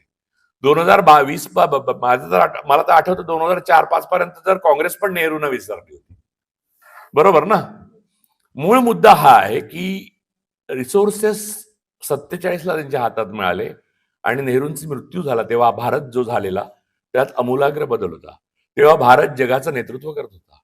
तुम्ही विश्वास ठेवणार नाही मिस भट की चीन आणि भारत या दोघांची अर्थव्यवस्था 1975 सारखी होती, एक्झॅक्ट सारखी. त्यानंतर डेंगनी ती पुढे नेली. आपण कुठे आलो ते तुम्हाला माहिती आहे. त्यामुळे नेहरूंनी काय केलं याचं वर्णन केलं जाऊ शकत नाही. रिसोर्सेस वाईज आपल्याला एवढं समृद्ध केलं, जे आज आपण एवढ्या विपरीत परिस्थितीत प्रश्न विचारू शकतो ते नेहरूमुळे. आणि ज्या पब्लिक सेक्टर युनिट्स उभ्या झाल्या, ती प्रचंड उद्योग व्यवस्था त्यांनी उभी केली. आज तुम्ही बघताय रस्ते नाशिकचे उभे राहिलेले पूल, 2014 नंतरचा पूल असेल तर मी जात नाही गाडी घेऊन त्याच्यावर. मी विचारतो बांधला कधी, तर शिवाजीच्या काळात, मग मी वरनं जातो. मग सांगता ब्रिटिश काळात, आरामात जातो. 2014 नंतर म्हटलं की मी खालून घेतो पूल. ह्या गडकरींनी बांधला, खालून घ्या गाडी. तर मूळ मुद्दा असा की यात म्हणजे हात विनोदाचा भाग सोडला तर वास्तवात पडतात पूल. माणूस जाता खाली जातो. म्हणजे असं होत नव्हतं. भ्रष्टाचार होता जगात कुठे नाहीये, अमेरिकेत सुद्धा आहे. त्याला लॉबिंग म्हणतात, ते ऍडव्होकसी म्हणतात. पण भ्रष्टाचार जगभर आहे. म्हणून इंदिरा गांधींवर टीका आलेली. त्याने जेव्हा म्हटलं होतं corruption is a global phenomena, ते खरं आहे. परंतु लक्षात घ्या की तुम्हाला दाबत नव्हतं, मुस्कटदाबी नव्हती. तुम्ही भ्रष्टाचाराविरुद्ध बोलू शकत होता. आज बोलू शकता? नाही बोलू शकत. मी सांगतो त्या माणसाविरुद्ध बोलाल, माझ्यावर केस घातली आहे त्याने, तुम्ही बोला. त्यामुळे नेहरूंनी केलं हे की अशी असंख्य उद्योगपती उभे केले, छोटे छोटे मध्यम उद्योगपती उभे केले, व्यावसायिक उभे केले. मला आठवतं आमच्याकडे दुकानांच्या मालिका उभ्या राहिल्या. आज सगळे मॉलमध्ये, म्हणजे आज केंद्रीकरण जे संपत्तीचं होतं ते नव्हतं होत, वाटली जात होती. लोकसंख्या वाढल्यामुळे पर कॅपिटा इन्कम कमीच येणार होतं, पण जीडीपी वाढलेला सर्वांना समृद्ध करत होता. त्याला इंग्रजीत वेलफेअर स्टेट असं म्हणतात. एक वेलफेअर स्टेट आपण 2013 पर्यंत होतो. आज आपण वेलफेअर स्टेट राहिलेलं नाही, आपण थिओक्रेटिक स्टेट झालेलो आहोत. We are no more modern democracy, modern republic. No. Bihar इलेक्शनच्या रिझल्ट नंतर मी निश्चितपणे हे म्हणू शकतो. हे माझं पहिल्यापासून मत आहे. 2024च्या निवडणुकीच्या वेळेला मी जाहीर 10 वेळा बोललोय, ते रेकॉर्डवर आहे. त्यामुळे असं काही नाही की तुमच्या संस्थेत येऊन पहिल्यांदा बोललो. त्यामुळे माझा ओनस मी घेतो त्याचा, की निवडणुका चोरल्या जाणं हे नेहरूंच्या विचारांमध्ये अशक्य होतं. नेहरूंना ठरवलं असतं ते रॉबर्ट मुगाबेसारखे एक हुकुमशाह होऊ शकले असते. आज राहुल गांधी नॉर्थ कोरियाच्या किम जॉंग उन सारखे राजे असते. नाही, बघा ना तुम्ही, त्या काळात ते नेहरू तसे झाले असते तर आज राहुल गांधींना कोणी थांबवलं असतं? हे भ्याड लोक नसतं थांबवलं. पण नेहरूने तसं केलं नाही. त्यांनी तुम्हाला अधिकार दिले स्वतःच्या हातात आलेले. आणि तुम्ही विचारता म्हणजे लोक विचारतात नेहरूंनी काय केलं, तर नेहरूंनी हे केलं की माझ्यासारखी अजून 50 माणसं उभी केली, आणि मग ती 50 माणसं अजून 500 माणसं उभी करत राहिली, आणि ती थांबवू नाही शकत. नेहरू हे एका युगाचं नाव आहे. नेहरू हे एका माणसाचं नाव आहे, नाहीये. जशी आंबेडकर ही एक अवस्था आहे, जशी बुद्ध ही एक अवस्था आहे, तसं नेहरू हे एक युग आहे. त्या युगाला संपताना पाहून मनाला वेदना होणं स्वाभाविक आहे, पण ते संपणंही आवश्यक होतं, कारण त्याशिवाय त्याचं महत्व समजणं बंद झालं होतं इथल्या मुलांना, तरुणांना आणि वृद्धांना सुद्धा, आणि खुद्द काँग्रेसला सुद्धा. गांधींबद्दल चांगलं बोलायचं आणि नेहरूंबद्दल वाईट बोलायचं. आणि दुसरा आणखी एक विचारायचा दुसरा प्रश्न, की छत्रपती शिवाजी महाराज किंवा महात्मा ज्योतिबा फुले यांच्यावर थोडी टीका करून बघायची, आणि व्हायलंट प्रतिक्रिया झाली तर तात्पुरती माघार घ्यायची, आणि व्हायलंट प्रतिक्रिया नाही झाली तर मग पुढची आणखी टीका करायची. त्याची स्ट्रॅटेजी याच्याबद्दल कृपया बोला. सर, पहिला प्रश्न आजच्या विषयाशी संदर्भ नाही, आणि आपण या संस्थेत आहोत तिथे ते उचित नाही. त्यामुळे पहिल्या प्रश्नाचं उत्तर देतो फक्त. दुसऱ्या प्रश्नाचं उत्तर आपण बाहेर बोलू तेव्हा मी देईन तुम्हाला. गांधीजींवर टीका केली नाही याचं कारण त्यांनी गांधीजींचा खून केला, मग टीका करायची गरज नाही. दाभोळकर आणि पानसरेंवर कुठे टीका करतात ते, कारण त्यांचा खून केला. एकदा खून केल्यावर टीका करावी लागत नाही, मग त्यांच्या पाया पडलं तरी चालतं. ही संस्कृती आहे, फॅसिस्ट संस्कृती असंच सांगते. RSSची ही संस्कृती आहे. त्यामुळे तुम्ही जे म्हटलात नेहरूंवर टीका करतात, कारण नेहरूंचा खून करणं त्यांना जमलं नाही, त्यामुळे ते नष्ट करणं कसं शक्य आहे? गांधीजींचा खून करू शकले ते, त्यामुळे गांधीजींवर टीका करायची काय गरज आहे? आता ते पायच पडणार त्यांच्या, कारण त्यांचं मूर्तीपूजेत रूपांतर केलं त्याने, ब्राह्मणवादात रूपांतर झालं गांधीजींचं. ते संत झाले. आणि नेहमी लक्षात घ्या, RSS गांधींचा वध म्हणते, हत्या नाही म्हणत. वध ही ज्याने मारलेलं आहे त्याच्याकडनं केलेली धार्मिक कृती आहे. जे पंचशील अग्रीमेंट झालं होतं तर त्याच्यामध्ये आपले 5 प्रिन्सिपल होते. तर त्या 5 प्रिन्सिपलच्या अंडर इंडिया आणि चायना, नेहरूजींनी म्हटलं होतं की इंडिया चायना भाई भाई आहे. तर मग आपला जो अक्साई चीनचा भाग चायनाने ऑक्युपाय केलेला आहे तो त्या काळात आपण परत का नाही मिळवू शकलो? हिंदी चीनी भाई भाई म्हणाले होते नेहरू, तेव्हा चीनने आक्रमण केलं नव्हतं. त्याच्या अगोदर चॉ एन लाय हे चीनचे पंतप्रधान भारतामध्ये आले होते आणि तेव्हा स्वाभाविकपणे आपल्याकडे गेस्ट, शेजारी देशाचे गेस्ट आले की आपण गेलो तर बिर्याणी खातो, आई करतो, साडी वगैरे दिली तर घेतो. तसं तो देश आल्यावर आपण भाई भाईच म्हणणार ना, आपण शत्रू नाही म्हणू शकत. चॉ एन लाय आले म्हटलं. बरं, चीनने कोणतीही आगळीक तोपर्यंत केली नव्हती. पण माओ हे चीनचे हुकुमशहा जे होते, कम्युनिस्ट हुकुमशहा, ते अनप्रेडिक्टेबल मनुष्य होते आणि चीनचा विस्तारवादी धोरणाचा जो पाया आहे तो माओनी घातला. माओ हा थोर माणूस होता. म्हणजे मी असं माओंना पण कोणत्याही प्रकारे काही बोलावं एवढी माझी लायकी नाहीये. तर माओवर स्वतंत्रपणे अभ्यास करायला पाहिजे. तर एनिवे, माओंनी जो विस्तारवादाचा पाया घातला त्याच्यामध्ये नेहरूंना दगा दिला त्यांनी. आणि हे ऑब्विस होऊ शकतं ना, दगा देऊ शकतो ना माणूस. चांगल्या माणसाला कोणी फसवतं? भारताला नाही का आज फसवलंय आपणच? तर चांगल्या माणसाला कोणी फसवू शकतो. तसा नेहरूंना त्याचा धक्का बसला. आणि सगळ्यात वाईट गोष्ट अशी की आपण एकाच वेळेला भाकरा नांगल उभं करतो, IIM IIT उभं करतो, आपण अनेक गोष्टी उभ्या करतो. आपल्याकडे रिसोर्सेस, पैसे कमी होते आणि आपण रशियाची मदत घेत होतो. कम्युनिस्ट होता रशिया तेव्हा. आणि त्याच वेळेला चीनने हल्ला केला तेव्हा आपल्याकडे तेवढं सैन्य दल नव्हतं. आपलं सुसज्ज सैन्य दल नव्हतं. ते ब्रिटिशांनी डिवाइड केलं होतं. आणि आपला जो मित्र आहे सोव्हिएत युनियन, तो कम्युनिस्ट होता. त्यांची भूमिका काय होती? भारत आमचा मित्र आहे पण चीन आमचा भाऊ आहे, कारण चीन कम्युनिस्ट होता. तेव्हा अशा वेळेला नेहरूच काय, परब्रह्म जरी आले असते तरी श्रीकृष्णाला सुद्धा द्वारकेमध्ये रणछोडदास म्हणूनच नाव आहे ना, तिथून गेल्यामुळे. मुद्दा आज आपल्याकडे सगळं काही आहे तरी आपण लडाख का गमावला हा आहे. अरुणाचल प्रदेशच्या 30 गावांची नावं का बदलली हा आहे. आणि पंतप्रधानांनी आपल्या पंतप्रधानांनी अटल बिहारी वाजपेयींच्या मागणीवरून मध्यरात्री संसदेचं सत्र घेऊन सगळ्या प्रश्नांची उत्तरं दिली होती, ट्रान्सपरंट. आपण कुठे कमी पडलो, काय झालं. आपल्या आजच्या पंतप्रधानांनी चीन असं बोलायला सुद्धा नकार दिली. प्रश्नांची उत्तरं तर ते देतच नाही. हा फरक आहे नेहरूमध्ये. मी तुलना अजिबात करू इच्छित नाही या माणसाशी त्यांची. नाशिकमध्ये हा धमकी आहे का आदर आहे? सर, प्रश्न असा आहे माझा मी आपण नाशिकमध्ये आहोत, मी कुठेही असू शकतो ना. म्हणजे याच्या इथल्या माहिती नाही का मला कोण काय? प्रश्न असा आहे सर की जे उजव्या डाव्या विचारसरणीचे लोक आहेत ते नेहरूंना नावं ठेवतात आणि डाव्या विचारसरणीचे लोक हे सावरकरांना नावं ठेवतात. तर यावर आपलं मत काय? कारण सावरकरांनाही माफी वगैरे असं त्यांनी काहीच कार्य केलेलं नाही असं लोक म्हणतात. मग यावर आपलं काय मत आहे सर? नेहरू आणि सावरकर यांची मी तुलनाच करू इच्छित नाही. पहिली गोष्ट, नेहरूंचा आज जन्मदिवस आहे. आपण नेहरूबद्दल बोलू शकतो. सावरकरांचा जन्मदिवशी मला बोलवा, मी सावरकरांवर बोलीन. फक्त एवढंच सांगतो की भारताच्या इतिहासामध्ये जेलमधनं, अंदमान सारख्या जेलमधनं सुटल्यावर 10 किलो वजन वाढलेले एकमेव कैदी होते सावरकर. आणि नेहरूंचं वजन कैदेतनं 10 वर्षाचं तुरुंगवासानंतर कमी झालं होतं. ते अगदी बारीक झाले होते. मला फार काही बोलायचं नाहीये, पण मी एवढंच सांगतो की आपण सावरकरांचा उल्लेख नेहरूंबरोबर करू नये.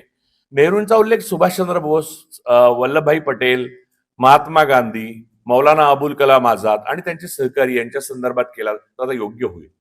अन्यथा सावरकरांच्या जयंतीला किंवा पुण्यतिथीला त्यांनी जो प्रायोपेशन, ज्याला आत्महत्या म्हणतो आपण आधुनिक भारतात, ती केल्यावर, कारण त्यांच्यावर शहा कमिशन बसलं होतं. गांधीजींच्या खुनाच्या आरोपातून ते निर्दोष सुटले नव्हते, पुराव्या अभावी सुटले होते, कारण तेव्हा राज्यघटना झाली नव्हती आपली, बरोबर ना. त्यामुळे या सगळ्या गोष्टी आपण जर विधी विद्यालयात असाल किंवा कशात जाणून घेतल्या पाहिजेत. तर त्यांच्याबद्दल मला बोलायचं नाही यासाठी की त्यांचा आज जयंती नाही, त्यांची पुण्यतिथी नाही आणि तो आजचा विषय नाही. नेहरूंच्या संदर्भात जे बोलायचं ते मी सांगितलं की त्यांनी 10 वर्ष कारावासात होते आणि त्यांनी कधीही कोणत्याही स्वरूपाची माफी मागितल्याची खोटी पत्र पसरवली जातात ती सत्य नाही आहेत. यावर अनेक वेळा अनेक लोकांनी लिहिलंय, अशोक कुमार पांडे, झा वगैरे अनेक लोकांनी लिहिलंय. आणि डावे आणि उजवे असं काही असत नाही, सत्य आणि असत्य असं मात्र असतं. डावे उजवे आहे विचारसरणी, परंतु इतिहास जेव्हा सत्य असतो तो सत्यच असतो. सावरकरांचे 9 माफीनामे हे 9 माफीनामे आहेत, पण त्याच्यावर आपण बोलण्याकरता सावरकर जयंतीला सर खास प्रोग्राम ठेवा, मी माफीनाम्यावर बोलायला येतो. मी सावरकरावर बोलायला येतो, माफीनाम्यावर नाही बोलत. चला, त्यांचं क्रांतिकारी या विषयावर बोलू आपण. बस. देशाची ओळख एक सेक्युलर कंट्री, इतरही राष्ट्र म्हणून आपली नेहमी सांगितली जाते, पण आजच्या वातावरणामध्ये हा सेक्युलरिझम जो आहे, निधर्मी राष्ट्रवाद हाच धोक्यात आलेला आहे असं. We are no more modern मध्ये ते त्यात ते अनुस्यूत आहे ना. म्हणजे हा, बोला मॅडम, बोला. महिला प्रथम, मग तुम्ही पण बोला सर. इलेक्शन जरी झाले तरी पण जिंकणार कोण हा रिझल्ट सगळ्यांना माहिती झाला. हा बदल आपण जर युथला सांगू इच्छितोय की नेहरू कसं काम करायचे किंवा आधी काय होतं, बऱ्याच जणांनी वाचलेलं जर नसेल तर वाचा प्लीज, मी परत एकदा विनंती करते. तर हा बदल कसा आणि कधी घडू शकतो, कारण वोटिंग काहीही झालं तर जर आपल्याला प्रत्येकाच्या मनातला हा प्रश्न आहे तो कोणी विचारत नाही, पण रिझल्ट जर माहिती आहे तर मग हा बदल कधी आणि कसा घडू शकतो. मी अगोदर एक 15 वेळा तरी प्रॉमिनंट महत्वाच्या मंचावरून आणि प्रॉमिनंट लोकांच्या माझ्या घेतलेल्या मुलाखतीमध्ये हे बोललेलो आहे. 2024च्या निवडणुकीनंतर मी प्रमुख विरोधी पक्ष, आताचे विरोधी पक्ष नेते आणि इतरांना पण सांगितलेलं आहे. आज बिहारच्या इलेक्शनच्या निकालानंतर आणि संशयास्पद निवडणूक आयुक्तांच्या निवड पद्धतीबद्दल झाल्यानंतर मी परत हे सांगितलेलं आहे की विरोधी पक्षांनी आणि सर्व पक्षांनी, एक भारतीय जनता पक्ष सोडला तर, संपूर्णपणे निवडणूक पद्धतीवरती सुधारणा होईपर्यंत बहिष्कार घातला पाहिजे. अन्यथा ज्या खेळात आपण खेळतो त्याच्या नियमाला आपण नाव ठेवायला पात्र उरत नाही. आणि या चक्रव्यूहातनं बाहेर पडण्याचा संपूर्ण बहिष्कार म्हणजे गांधीजी याला सिव्हिल डिसओबिडियन्स म्हणत असत, तोच उपाय आहे. आणि आज ना उद्या तो त्यांना करावा लागेल. मी अगोदर सांगून झालेला आहे, त्यामुळे मी आता परत त्यांना सांगणार नाही. मी माझी वेळ येते तेव्हा मी ते मांडतोच, माझी वेळ येईल तेव्हा मी ते करीन. पण मुद्दा संप. नमस्कार, मी शरद जाधव. 2 प्रश्न आहे माझे. तर पहिला प्रश्न की सरदार पटेलांनी राष्ट्रीय स्वयंसेवक संघावर बंदी आणली ती, तर असं म्हणतात की नेहरूंनी ती बंदी उठवली, तर एवढा विजनरी माणूस त्याने पुढच्या काळाची ओळख ओळखून ती बंदी का उठवली, तो एक माझा एक प्रश्न आहे. आणि दुसरा प्रश्न, मी बरेचसे अशी लेक्चर पण ऐकले, त्यामध्ये फक्त आज नेहरू आणि राष्ट्र निर्माण हा एक संवादाचा विषय, परंतु संघ आणि राष्ट्र निर्माण किंवा त्या विचारसरणीच्या लोकांची बरीचशी अशी संवाद सुद्धा आम्ही ऐकलीत की बट हा राष्ट्र निर्माण हा शब्द खूप फसवा वाटतो मला.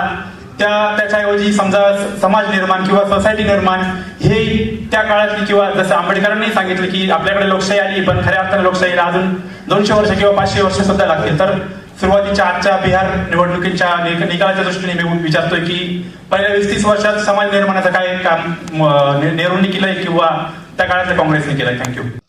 खूप गोष्टी करायला मिळाल्या नाहीत हे सत्य आहे, आणि ते कोणत्याही माणसाला एका आयुष्यात मिळणारच नाहीये. त्यांचं उत्तरायुष्य सुरू झालं तेव्हा त्यांच्याकडे सत्ता आली, बरोबर. आणि त्यांच्या व्हिजन मध्ये आलेला असलेला देश आणि त्यांच्या हातात असलेला देश याचा इतका फरक होता की जेवढी खाडी पोहून गेले तेच मोठी गोष्ट होती. त्यांनी काही केलं नाही, काय केलं नाही याची यादी मोठी देता येईल, पण तेव्हा ते हयातच नव्हते. एका आयुष्यात म्हणजे महाराजांनी दिल्लीपर्यंत पोहोचणं आवश्यक होतं, मराठी सल्तनत, जे की पुढे बाजीराव पोचले. महाराजांनी पोचले नाही कारण महाराजांच्या आयुष्याच मर्यादा होत्या ना. त्यामुळे त्यांनी पाया घातला, मग पुढचे पोचले. इथे पाया घातल्यावर पुढच्यांनी बर्बादी केली, त्याला आपण जबाबदार आहोत, आपण सुधारलं पाहिजे. डॉक्टर बाबासाहेब आंबेडकर या बाबतीत मी व्हिजनरीच म्हणेन. आणि मला नेहमीच वाटतं जात व्यवस्थेला जोपर्यंत आपण मुळातून हादरा देत नाही आणि ब्राह्मणवादाचा नष्ट करत नाही ब्राह्मणवादाला, तोपर्यंत या भारतामध्ये लोकशाही रुजू शकत नाही. बहुजनवाद हाच लोकशाही आणू शकतो, ब्राह्मणवाद नाही.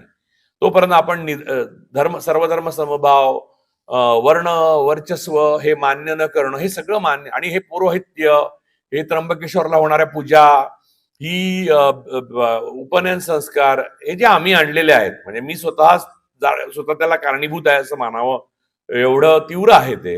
आणि या गोष्टीचा पूर्णतः निपात होत नाही तोपर्यंत भारतात खरीखुरी लोकशाही येऊ शकत नाही. कारण एक होमोजिनियस पॉप्युलेशनच आपण मिळणार नाही. म्हणजे आपल्याकडे 2 धर्म आहेत, 3 धर्म आहेत. खरे धर्म आपल्याकडे 4 आहेत. एक मुस्लिम आहेत, इस्लाम आहे, ख्रिश्चॅनिटी आहे, आपल्याकडे शीख आहेत आणि ब्राह्मण धर्म आहे आणि अत्यंत अल्पमतामध्ये जैन. बाकी हिंदू असे कोण नाही आहेत. बाकी जाती आहेत जे ब्राह्मणांच्या सेवेसाठी आहेत. त्यातल्या अर्ध्यांना त्यांनी हत्यार बनवलेलं आहे आणि उरलेल्यांना बळी.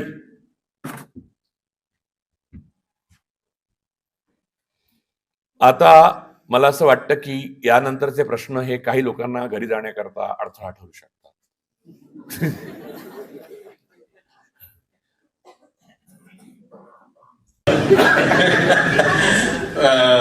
मला फायलीच्या संदर्भात विचारायचंय. फायलीच्या संदर्भात नेहमीच गांधी आणि नेहरू यांना टार्गेट केलं जातं, त्यांच्यावरच कायम दोष दिला. जगन फडणवीसांचा जो महात्म्याची अखेर पुस्तकात सुद्धा महात्मा गांधी हे त्यावेळी तिथे नव्हतेच असा उल्लेख आहे, if I am not wrong.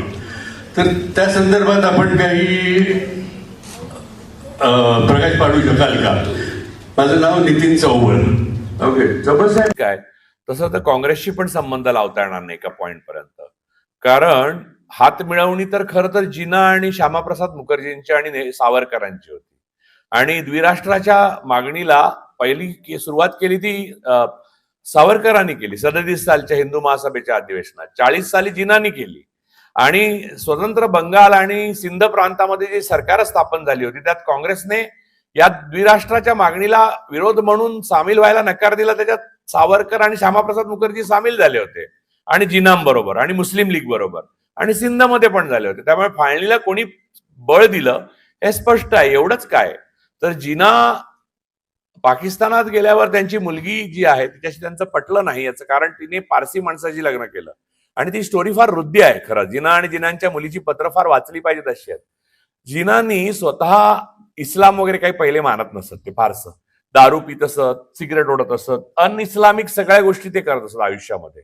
Problem असा आला की त्यांच्या आयुष्यात त्यांनी लग्न केलं ते जिनांनी, मोहम्मद अली जिनांनी पारसी मुलीशी केलं, म्हणजे नॉन इस्लामिक मुलीशी केलं. पण त्यांची मुलगी मोठी झाली तेव्हा ती एका पारशी मुलाच्या प्रेमात पडली. तर जिना असं म्हणाले, अख्खा पाकिस्तान एवढी इस्लामिक मुलं आहेत, तू का नाही त्यांच्यापैकी कोणी तरुण तुला दिसत योग्य, तुला जो योग्य वाटेल असा. तर त्यांची मुलगी जिनांचीच मुलगी होती ना. आता जिना हे पण पुन्हा गुजरातीच होते. ते मूळचे जनाबाई ठक्कर तर ते त्यांच्या आजोबांचा मच्छीचा व्यवसाय होता, तो प्रचंड वाढला.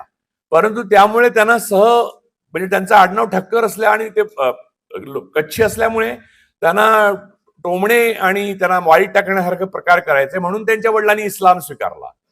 त्यांचा मुलगा शिकवला तो जिना, मोहम्मद अली जिना, तो इस्लामिक काही फॉलो करत नसे शेवटपर्यंत. म्हणजे जिना हे फार मोठे माणूस होते. म्हणजे मी असं कोणत्याही प्रकारे, आणि ते आणि टिळकांची मैत्री याच्यावर एक वेगळं पुस्तक आहे आणि ते फार सुंदर आहे. तर एनिवे तर त्यांच्या मुलीने लग्न केलं ते हे मी सांगतो याचं पुढे कारण आहे, पारसी माणसाशी. आणि मग त्यानंतर जिनाने त्यांच्याशी, त्यांची मुलगी हे त्यांचा जीव होता, तिच्याशी कायमचे संबंध तोडले, प्रेमविवाह केलाय काय पारशाशी म्हणून, आणि आयुष्यभर ते भेटले नाहीत मरेपर्यंत. म्हणजे जिना लगेचच गेले, फार काळ जगले नाहीत ते स्वतंत्र पाकिस्तान झाल्यावर. आणि ते गेले तेव्हा नेहरूंनी खास विमानाने त्यांच्या मुलीला जिनांच्या अंतिम संस्कारासाठी पाठवलं. ती त्यांना गेली, तिथे रडली वगैरे, काय तिथे काय झालं ते झालं, ते आहे नमोत्सव पुस्तकात. गंमत अशी की तिचा जो मुलगा होता त्या मुलाकडनं 1980 पर्यंत जनसंघ आणि RSS फंडिंग घेत असत. त्याचं नाव नसली वाडिया, तो एकमेव फंडर होता त्यांचा. त्यामुळे भारताच्या फाळणीला कायमच मदत जिनानी आणि RSSने केलेली आहे. नमस्कार, माझं नाव स्मित कबीर. पंडित नेहरूंनी बरीच पुस्तकं लिहिली ज्याच्यामध्ये ग्लिम्सेस ऑफ द वर्ल्ड सारख्या किचकट ग्रंथाचा समावेश आहे. तर आणि त्यांचं वाचनही प्रचंड अफाट होतं. तर त्यांच्यावरती कोणत्या प्रकारच्या लेखकांचा प्रभाव होता? Miles to go, before I sleep. नंतर म्हणजे तुम्हाला सांगतो की फॉर्च्युनेट एवढे होते ते काही बाबतीत की त्यांच्यावर प्रभाव नव्हता. त्यांचे मित्रच होते सगळे लेखक तेव्हाचे महत्वाचे. आणि रॉबर्ट फ्रॉस्ट हा कवी त्यांच्या सर्वात जास्त आवडीचा कवी होता. आणि आवडीचे लेखक म्हणाल तर थोरो पासून टॉल्स्टॉय पर्यंत सर्व नेहरूंनी वाचलेलं होतं. आणि तेव्हा उपलब्ध असलेली सगळी वर्जन म्हणजे rise and fall of Roman Empire पासून सगळी पुस्तकं नेहरूंकडे अहमदनगरच्या तुरुंगात पोहोचवल्याचे उल्लेख आहेत. ते वाचूनच तर त्यांनी ते सगळं लिहित गेले. नेहरू हा बहुआयामी व्यक्तिमत्व होतं. अशी माणसं पुन्हा पुन्हा जन्माला येत नाही. म्हणून मी म्हटलं नेहरू एक युग होतं. आज त्यांचं आपण स्मरण करतोय याचं कारण आपल्याला स्वतःलाच उन्नत झाल्यासारखं या खुल्या जगात वाटावं म्हणून करतोय. नेहरूवर उपकार नाही करत आपण त्यांची जयंती साजरी करून. त्यांना काही फरक नाही पडत आता. त्यांनी जे निर्णय घेतले ते खूप सतसत विवेकबुद्धीच्या मार्गाने घेतल्यासारखे दिसतात. पण आज जी आपल्याला माहिती येते समोर टीव्हीवर की लोकशाहीची चोरी झाली किंवा गोहत्या झाली तर त्याची काय भानगडी होतात, तर जनता कुठलीही बातमी सतसत विवेकबुद्धीने ऐकून योग्य बाजू का नाही घेत. आता ह्याचं काही माझ्याकडे उत्तर नाही आहे. म्हणजे तयार उत्तर मी आय एम नॉट फॅक्टरी की किंवा मी तो शास्त्री बाबा पण नाहीये की लगेच उत्तर कुठच्याही प्रश्नाचं माझ्याकडे आहे. असं का होत नाही याची अनेक कारणं आहेत. त्याच्या अनेक शाखा आहेत, अनेक प्रवाद आहेत. ते सगळे मिळून ते सांगावं लागेल. ते खूप लांबण होईल. म्हणजे बरं का, तर आपण सतसत विवेक बुद्धीने का वागत नाही याचं साधं कारण असं की आपण गुलाम आणि भ्रष्ट प्रवृत्तीचे लोक आहोत. हे एक कारण. आणि दुसरं असं जात हा ब्राह्मणवादाचा सर्वात मोठा भीषण आणि मारक प्रकार जो भारतात आहे ना, त्यामुळे आपण असे वागतो. तुम्ही बघा की 1919 साली ब्रिटिशांनी लिहून ठेवलेलं आहे की ब्राह्मणांना ज्युडिशियल कॅरेक्टर नाही म्हणून, न्यायबुद्धी नाही. ते आज दिसते की 1919 साली ब्रिटिशांना कळलं होतं. जर आपल्या जातीचा माणूस दिसला तर दुसऱ्या वेळेला ते न्याय देणार नाहीत. ब्रिटिशांनी आपली सत्ता राखण्याकरता असं केलं. पण जनरल जे खटले असत सत्तेच्याच पलीकडचे, त्या खटल्यात कधीही न्यायबुद्धी गमावली नाही. म्हणून कित्येक नवीन कायदे आले, सती विरोधी वगैरे. असो. Yes sir. नेहरू जबाबदार आहे असा प्रवाद आहे, तर आपलं काय मत आहे? काय आता हा एक बिचारा प्रकार आहे. आणि एक इन्फिरियरिटी कॉम्प्लेक्सने ग्रस्त असलेली एक जमात, एक व्यक्ती आपल्या म्हणजे रोलेक्सचं चायनीज घड्याळ जे आहे, जे $25 मिळतं, ते रोलेक्सच्या ओरिजिनल घड्याळाची नेहमीच निंदा करतं. असं जर आपण कल्पनेत मांडलं तर ते तुम्ही समजू शकता. म्हणजे मला जे व्हायचं आहे ते मी होणार नाही हे मला माहिती आहे. आणि ते शक्य नसल्यामुळे मी त्याच्यावर टीका करून बरोबरी करण्याचा प्रयत्न करतो आणि लक्ष वेधून घेतो तुमचा. हे एवढं साधं आहे. दिस is एक्झिबिशनिझम and inferiority complex together. नेहरूंचे खूप चांगले फ्रेंड होते शेख अब्दुल्ला. मला एक डाऊट आहे. इतर मुली तुला लिहून देतात आणि तू बोलते. नाही सर. असं काही नाही. तर त्यांचे शेख अब्दुल्ला खूप चांगले मित्र होते. आणि जेव्हा आपलं कॉन्स्टिट्यूशन बनत होतं आणि ते सगळं चालू होतं, आपला देश आझाद आहे, तर तेव्हा कॉन्स्टिट्यूशनमध्ये काश्मीरला घेणं हे खूप कन्फ्युजिंग मुद्दा होता. काय करायचं ते खूप प्रॉब्लेमॅटिक होता. आणि असं हिस्ट्रीमध्ये आहे की ते त्यांचे चांगले मित्र होते म्हणून त्यांचे रिलेशन त्यांच्यासोबत चांगले होते. तर त्यांनी असं डिसाईड केलं की काश्मीर त्यांना आपण हँडल करायला देऊ. आणि जे आर्टिकल 370 आहे त्याच्यामुळे पण ते खूप इश्यू झाल्यानंतर काय काश्मीरी पंडित सोबत झालं ते तर आपल्याला माहितच आहे.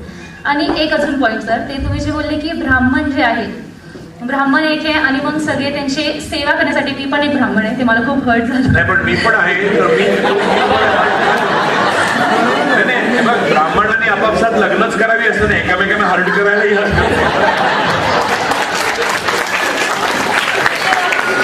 तर तुम्ही बोलले की आपण जे हे वेद मंत्रोच्चार करतो तर हे नाही केलं पाहिजे, ते आपण बंद केलं पाहिजे.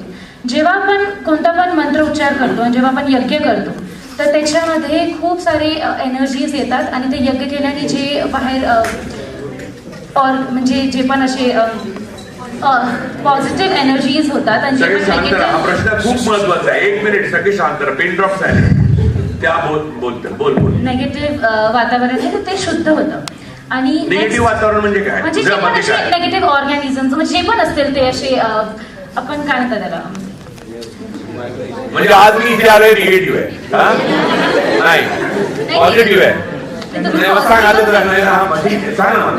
मला पहिले बरं प्रश्न विचारा. आणि गोपाळ कृष्ण गोखले एक होते आणि त्यांनी खूप असे जे लोअर कास्ट आहे त्यांना पण खूप हेल्प केलं एज्युकेशनसाठी. आपण एवढे वेद मंत्र हे जे पण आहे, जे बाहेरचे फॉरेनर्स आहे ते त्यांच्या कल्चरला एकदम पकडून ठेवतात. आता तुम्ही कोणालाही उचला आणि कोणालाही विचारा की तुम्हाला तुमच्या कल्चरबद्दल काय माहिती, काहीच माहित नसतं. तर हे तर याच्यामध्ये आपल्याला वाईट वाटलं पाहिजे, आपल्याला लाज वाटली पाहिजे की आपल्याला आपल्या कल्चरबद्दल काहीच माहित नाही. तर ते आपल्याला ब्राह्मणांनी दिले. आणि जे आता मॅरेजमध्ये पण असं असतं की खूप असे ठिकाणी एका फॅमिलीमध्ये लग्न करतात, त्याच्यामुळे ते जेनेटिक प्रॉब्लेम्स होतात. तर ते पण आपल्या ब्राह्मणांनी ते सांगितलंय की गोत्र जेव्हा आपण बघतो, जसं की कोणी भारद्वाज गोत्राचं आहे तर ते भारद्वाज माझं भारद्वाज गोत्र आहे. माझं पण आहे, भाऊ आहे. तर त्यांनी एका गोत्रामध्ये लग्न नाही करावं, ते जेनेटिक सेम होता आणि ते भाऊ बहीण होते. तर ते पण आता सायंटिफिकली प्रूव्ह होतात. असे खूप अनेक गोष्टी जेव्हा आपण भाऊ बहीण सोबत लग्न करू तर ते जेनेटिकली इश्यूज त्याच्यामध्ये होतात. गोत्र म्हणजे काय असतं की ते सगळे जे आहे हा, तर ते त्यांची जे अँसेस्टर आहे ते सेम आहे. तसं तुम्ही तुमचं गोत्र भारद्वाज, माझं पण आपण दोघं भाऊ बहीण आहे, कुठे ना कुठे कनेक्शन. तर तसं असू शकते सर. तर ठीक आहे, मला कळलं तुझे दोन्ही प्रश्न. बस मी सांगतो. मी पहिल्या प्रश्नाचं उत्तर शॉर्ट मध्ये सांगतो. इंदिरा गांधी आणि नेहरूंच्या काळामध्ये शेख अब्दुल्ला तुरुंगात किती काळ होते ते बघा, म्हणजे मित्र किती होते ते कळेल. त्यांना तुरुंगात टाकले होते. आणि राजा हरी सिंग हा केवळ हिंदू होता, काश्मीर पूर्णपणे मुस्लिम होता. बाय लॉजिक काश्मीर हा तेव्हाचा लॉजिक हा, म्हणजे जे हिंदू महासभा आणि श्यामाप्रसाद मुखर्जी आणि जिनांना मान्य होतं द्विराष्ट्राचं, तर काश्मीर पाकिस्तानकडे जात होता. जो काही काश्मीर आपल्याकडे आला त्यांचं कारणच नेहरू आहेत आणि सरदार वल्लभभाई पटेल, हे दोनच माणसं आहेत. अन्यथा आपल्याला काश्मीर मिळालं. नंतर खूप डिस्प्यूट्स झाले, त्याच्या वेळेला नेहरूंना खूप वेगवेगळ्या प्रकारच्या कलाटण्या हे घ्यायला लागल्या, भूमिका घ्यायला लागल्या. तर शेख अब्दुल्लांना तुरुंगात टाकलंय. शेख अब्दुल्लांनी आपल्या आयुष्याची किती भारताच्या तुरुंगात काढली ते बघा तुम्ही, म्हणजे तुम्हाला पहिल्या प्रश्नाचं उत्तर मिळेल. काय मित्र होते ते कळलं. म्हणजे आज तुम्ही ते फारुख अब्दुल्लांचा मुलगा आहे ना, तो ओमर, त्याला विचार तुझ्या आजोबांना नेहरूंनी किती वेळ तुरुंगात टाकला, तो भडकेलच लगेच. लाल बुंद होतो तो. काश्मीरी लोक लगेच लाल होतात. पहिली गोष्ट झाली. दुसऱ्या मुद्द्यावर आता आपण येऊ. कोण लाल आहेत इथे? आहेत कोणी काश्मीरी? नाही. अच्छा, दुसरा मुद्दा असा आहे की बघ, असं आहे बाळ, तुला आपल्या ब्राह्मणांच्या, आपल्या म्हणजे आपण दोघ्याच्याच नव्हे, आपल्या ब्राह्मणांच्या म्हणजे आपल्या देशातल्या ब्राह्मणांच्या ज्ञानाबद्दल किंवा वेद आणि काय यांना काय माहित नाही, संस्कृती वगैरे असं आपण म्हणतो. किती ब्राह्मणांना संस्कृती माहिती आहे? मला एक मिनिट थांब, आता मी उत्तर देतो. आता मला आता नाही, मी तुला बोलू दिलं पूर्ण. बरं, फक्त निगेटिव्ह काय म्हणून मी तुला विचारलं, तर त्याच्यावर पण मी बोलतो. आता मीच बोलतो तर ठीक आहे. म्हणजे नंतर तुला काय असेल तर प्रश्न विचार परत. हा, 4 वेद आहेत, 10 उपनिषद आहेत आणि 18 पुराण आहेत. नावं सांगशील तू मला? नाही, 4 झाले ना. 4 वेद आहेत, 10 उपनिषद आहेत. सांग. ईश, केन, कठ, प्रश्न, मुंड, मांडुक्य, ऐतर्य, तैतर्य, छांदोग्य आणि बृहदारण्यक. ही 10 उपनिषद आहेत. त्याच्यामध्ये कुठेही देव किंवा मूर्तिपूजेचा उल्लेखच नाही. 4ही वेदामध्ये, ऋग्वेद, सामवेद, अथर्ववेद, यजुर्वेद, या 4ही वेदामध्ये कुठेही आवाहन जे आहे ते यज्ञाला आहे, अग्नीला आहे, सूर्याला आहे, आणि बळी जो आहे तो गायीचा आहे. त्याच्यामध्ये कुठेही देवतांना आव्हान नाही. इंद्रदेव, वरुणदेव वगैरे म्हणजे जे निसर्गाची पंचमहाभूत आहेत त्याच्यामध्ये मूर्तीपूजा कुठेही नाहीये. ह्या ज्या आज आपण देवांच्या मूर्त्या पुजतो त्या रवी वर्माने मॉडेलवरनं काढलेली चित्र आहेत. आणि त्यातल्या ज्या लक्ष्मी आणि सरस्वतीची चित्र आहेत त्याला जी मॉडेल वापरली त्याच्यावर खूप वादंग झालेले, कारण त्या काळात चांगल्या घरातल्या बायका मॉडेल म्हणून बसत नसत. सत्य फार भयंकर असतं. ते जास्त बोलेन मी तर फार प्रॉब्लेम होतील. आपल्याला आपल्या धर्माविषयी आदर वाटतो आणि जातीविषयी, कारण आपल्याला त्याच्याविषयी माहिती नसतं. आपल्याला माहित वाटलं झालं तर लाज वाटेल. भारद्वाज ऋषींची तुला गोष्ट माहिती आहे ना, त्यांचा वंश कसा वाढला ते सांगू? सांगू पुढे. अप्सरेला बघितल्यामुळे त्यांचं वीर्यस्खलन झालं आणि त्यामुळे त्यांना संतती झाली. त्यातनं पुढे आपले हे वाढले, त्यांच्या तपस्येला चाललेलं. हे काल्पनिक असलं तरी म्हणजे त्यांची जी काल्पनिक सेलिबसी आहे ब्रह्मचर्य त्याला डॅमेजिंग आहे. आणि त्याच्या पुढे त्यांचं म्हणजे प्रत्येक 7 ऋषींच्या बद्दल मी एक एक गोष्ट सांगेन. तर म्हणजे यम आणि यमी हे भाऊ बहिणींचं लग्न हे आपण साजरं करतो यमद्वितीया म्हणून. भाऊबीज हा काय आहे म्हणजे यम आणि यमीचं लग्न आहे. सरस्वती ही ब्रह्मदेवाची मुलगी होती जिच्यावर त्याने बरेप केला. हे सत्य आहे का नाही केला? हा, पण त्याला एनर्जीला मुलगीच म्हणतात ना. आपली एनर्जी म्हणजे आपलं मूल. आता तुम्ही लक्षात घ्या, पण मग सरस्वती देवी तरी होऊ शकत नाही. रिडल्स ऑफ हिंदुइझम मध्ये हे बाबासाहेब आंबेडकरांनी सविस्तरपणे लिहिलेलं आहे सर. आणि बाबासाहेब आंबेडकरांनी लिहिलं नसलं तरी ते सत्य आहे. ही कल्पना आहेत. लक्षात घे, ब्रह्मदेव सरस्वती ह्या कल्पना आहेत. मी नास्तिक नाही, मी आस्तिकही नाही, मी अज्ञेयवादी आहे जे नेहरू होते. अज्ञेयवादी म्हणजे काय? जर देव असेल तर तो मी 11 रुपयात विकत घेऊ शकत नाही किंवा मी नवस करून आणू शकत नाही. आणि देव नसेल तर तो माझा कन्सर्नच नाही. प्रश्न हु एम आय आहे जो उपनिषदांमध्ये विचारलेला गेलेला आहे. मी कोण आहे? हु एम आय, मी कोण आहे? आणि त्याचं उत्तर मी ब्राह्मण आहे असं नाही. याचं कारण यजुर्वेदामध्ये ब्राह्मण धर्माचा उल्लेख आहे आणि तो एकच धर्म आहे ज्याला आपण हिंदूवाद किंवा सनातन म्हणतो. सनातन शब्द वेदांमध्ये किंवा उपनिषदांमध्ये नसून तो बुद्ध धर्माचा शब्द आहे. आणि भगवा हे बुद्धांचं नाव आहे, भगवान. त्याच्यावरनं पुढे म्हटलं जातं. एक मिनिट माझं पूर्ण आल्यावर तुम्हाला उत्साह मी समजू शकतो. असं बोलणं केल्यावर उत्साह येतो. आता ह्या ज्या गोष्टी आहेत बघ, मला तुला दुखवायचं नाहीये किंवा तुझ्या श्रद्धांवर पण प्रहार करायचा नाही किंवा कोणाच्याच नाही. पण मला एक गोष्ट तुला सांगायची की निगेटिव्ह म्हणजे शेवटी काय? डॉक्टरकडे आपण गेलो आणि मांत्रिकाकडे गेलो की जो फरक आहे तो पॉझिटिव्ह निगेटिव्हचा फरक आहे. मी तुला सांगतो, मांत्रिक सांगतो की मी आत्ता मंत्र म्हणतो आणि बरा करतो. डॉक्टर काय सांगतो? जरा तुम्ही असं करा, कोलोनोस्कोपी करा, इंडोस्कोपी करा, आपण कॅन्सर नाही हे रूल आउट करू. कॅन्सर हा शब्द निगेटिव्ह आहे, बरोबर? पूल बांधणारा इंजिनियर पहिले काय विचार करतो की हा पूल पडेल कोणत्या प्रकारे, तर तो तसा पूल बांधू शकतो जो पडू शकणार नाही. पॉझिटिव्ह विचार करणारे गडकरी जेव्हापासून बांधकाम मंत्री झाले तेव्हापासून पूल पडायला लागले, कारण पडेल कसा याचा विचारच करत नाही. ते फक्त पॉझिटिव्ह विचार करतात की पूल बांधला की जाणारच, आपण पॉझिटिव्ह विचार करायचं. आपण राफायलला लिंबू मिरची लावलं, ती पडली जाऊन तिकडे.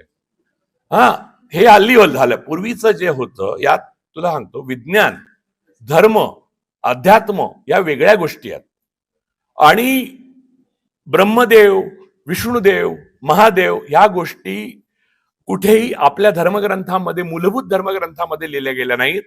पुराणं जी आहेत 18, ज्यात गरुड पुराण, अनेक पुराणं येतात, ती पुराणं जी आहेत ती बहुजनांसाठी आहेत, ती ब्राह्मणांसाठी नाही आहेत. म्हणून शाहू महाराजांच्या बाबतीत वेदोक्त आणि पुराणोक्त झालेलं. म्हणजे या भाकड कथा, जे मी ब्रह्मदेवाची कथा सांगितली, या भाकड कथा बहुजनांना सांगून त्यांना भुलवत ठेवायचं आणि ब्राह्मणांनी फक्त वेद म्हणायचं. त्यांना वेदोक्त अधिकार फक्त ब्राह्मणांना आहे आणि शूद्रांना पुराणोक्त. शूद्र म्हणजे सगळे, ब्राह्मण सोडले तर सगळे. तर या सगळ्या गोष्टीचा आपल्याला अभिमान का वाटावा? एक गोष्ट. दुसरी गोष्ट, निगेटिव्हला पॉझिटिव्ह करण्याची ताकद मंत्रामध्ये असती तर ब्रिटिश येण्या अगोदर आपल्या इथे ऍव्हरेज एज माणसाचं 30 ते 35 होतं. ती आपले पेशवे त्या काय ते चाटण, गुळण्या, नंतर ते अर्क, लेड सगळं घ्यायचे आणि एकादशणी झाली की संपले, पेशवे गेले, मग श्रीमंत गेले तर दुसरे झाले. या सगळ्याचं कारण असतं की आपण निगेटिव्ह विचार करायला शिकलोच नाही त्या काळात. आणि मंत्रामध्ये शक्ती असती तर आपण 700 वर्ष मुघलांच्या आणि 200 वर्ष ब्रिटिशांना कोणते मंत्र घातले होते की ज्याच्या त्यांनी आपल्यावर घातले होते की ज्याच्यामुळे आपण दबलो. ब्रिटिशांना आणि मुघलांना आपल्या बहिणी, आपल्या घरातल्या बाया मोठमोठ्या राजपूत घराण्यातनं, मोठमोठ्या चांगल्या घराण्यातनं आपल्या सुना करून घ्याव्या यासाठी प्रयत्न केले गेले भारतात. तो मंत्रांचा प्रभाव का? नाही. सत्ता ही अंतिम आहे, संपत्ती ही अंतिम आहे असं मानणारा हा गुलाम समाज आहे आणि तो ब्राह्मणिझममुळे झालाय. आणि ब्राह्मणिझममुळे ब्राह्मणांनी नाही केले, ब्राह्मणांना मुक्ती नाही मिळाली, ब्राह्मण पण त्यामुळे गुलाम झाला. स्वतः लोकमान्य टिळक जेव्हा परदेशात जाऊन आले तेव्हा परदेशात समुद्र मार्गे जाणं हे निषिद्ध होतं धर्माने, म्हणून त्यांनी सोन्याची योनी म्हणजे वजायना तयार करून ब्राह्मणांना दान दिली. पुण्यातल्या ब्राह्मणांनी ती वितळवली आणि आपापसात वाटून खाऊन टाकली. आता सांग की जर समुद्र प्रवास आपल्याला निषिद्ध नसता, जो शिवाजी महाराजांनी आरमार उभा करून निषिद्ध असलेला नकार केला, तर आपण लंडनवर राज्य केलं असतं ना की लंडनचे लोक आणि पोर्तुगीज आपल्याकडे आले असते. हा कोणता आपला संस्कृतीचा भाग आहे चांगला? आणि निगेटिव्ह आणि पॉझिटिव्ह हे सगळं फेक आहे. Positive thinking is a fake thing. तुला मॅनिफेस्टेशन खरं आहे, म्हणजे तुझ्या मनात जर तू ठरवलंस की एक दिवस मी भारताची पंतप्रधान होईन तर तू होशील, पण याच्यामध्ये तुला नकारात्मक सगळ्या गोष्टी विचार कराव्या लागतील की यामध्ये काय काय अडथळे येतील. तू पॉझिटिव्ह म्हणजे आज हा मनुष्य माझा शत्रू नाहीच आहे, नाहीच आहे, नाहीच आहे, माझा नाहीच आहे, नाही शत्रू नाहीच आहे, शत्रू नाहीच आहे, हा फॅसिस्ट नाहीच आहे, नाहीच, असं नाही होणार. तू कोणताही मंत्र मार, तो थांबणार नाही. नाहीतर तुमच्या मुलींच्या रक्षणाकरता मिरची पुढच्या ऐवजी मंत्र दिले नसते का घरच्यांनी? घरच्यांचं काय? अरे कुठचे मंत्र मला दे, तुला येत आहेत ते, मी वाटतो. मी तुला विश्वास ठेव माझ्यावर. मी संस्कृत भाषा मुळातून वाचलेली आहे, अभ्यास केलेला आहे. मी हे सगळं जे तू सांगतेस ते वाचलेलं आहे. त्यात 52 कशी सोनं आहे ना, हे फक्त उपनिषदामध्ये थोडं थोडं तुकड्या तुकड्यात आहे. आणि 10 उपनिषद वाचावी अशी आहेत जी कधीच कोणी ब्राह्मण वाचत नाही. वेदांमध्ये कल्पना विलास आहे आणि काही गंमत आहे. वेदांमध्ये गंमत आहे म्हणजे मनोरंजक म्हणून वाचायला. पुराणांमध्ये तर तुला माहितीच आहे की गंमतच गंमत आहे. सगळ्या चॅनलवर पुराणच चालू आहे सध्या. तर पुराण हे शूद्रांसाठी, कारण त्या कथांमध्ये त्यांना गुंतवून ठेवून ब्राह्मणाने राज्य करावा ही कल्पना आहे. म्हणून शाहू महाराजांना वेदोक्त मंत्र न म्हणता पुराणोक्त मंत्र म्हणत होते. ते राजाराम शास्त्री भागवताने उघडकीला आणलं, त्यामुळे शाहू महाराज भडकले आणि त्यांनी ते पुढची जी सगळी टिळकांची आणि शाहू महाराजांचं भांडण झालं ते त्याच्यातनं झालं. पण त्याच टिळकांना नंतर परदेशात गेल्यामुळे सोन्याची योनी द्यावीच लागली.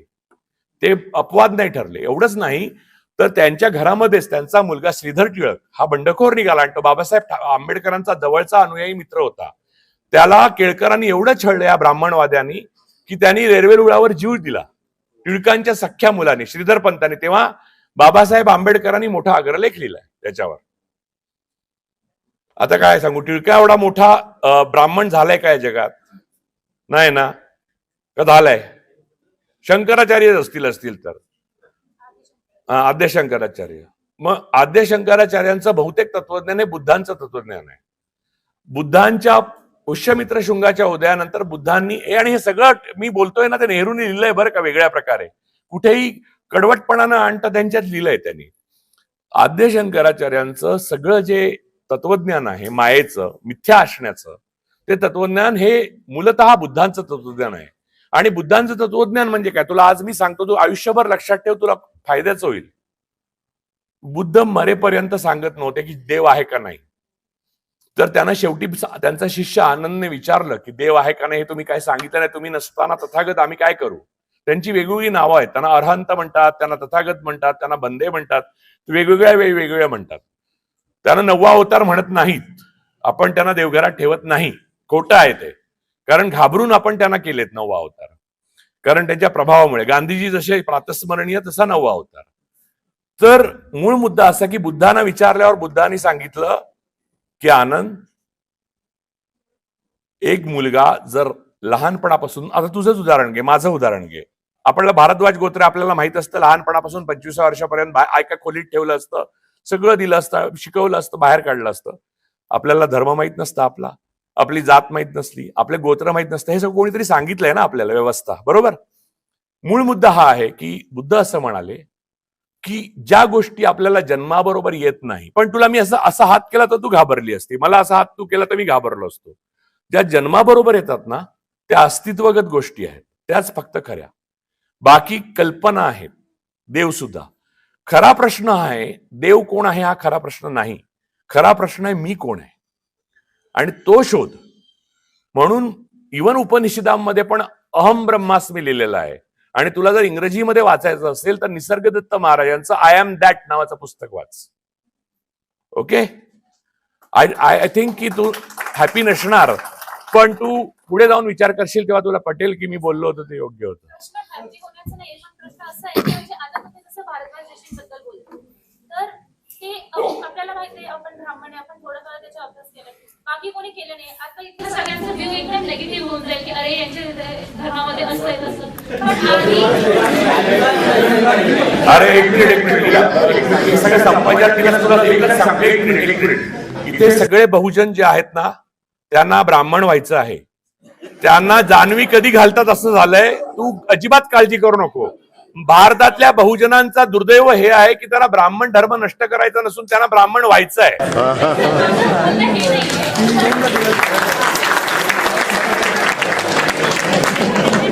बोल बोल